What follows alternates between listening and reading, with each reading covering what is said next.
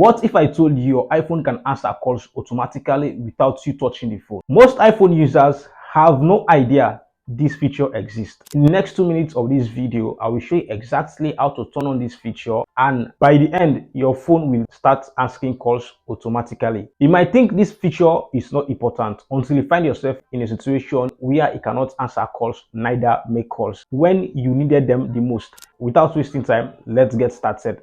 Access your iPhone setting and scroll down to accessibility. Tap on touch and scroll down to call audio routing. Tap on it and select auto answer calls. Tap on it and turn on auto answer calls.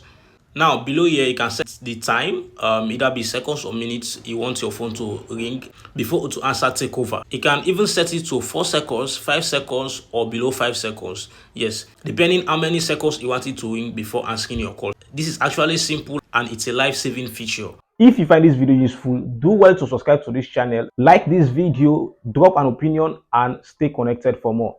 Thank you for watching and see you on the next one.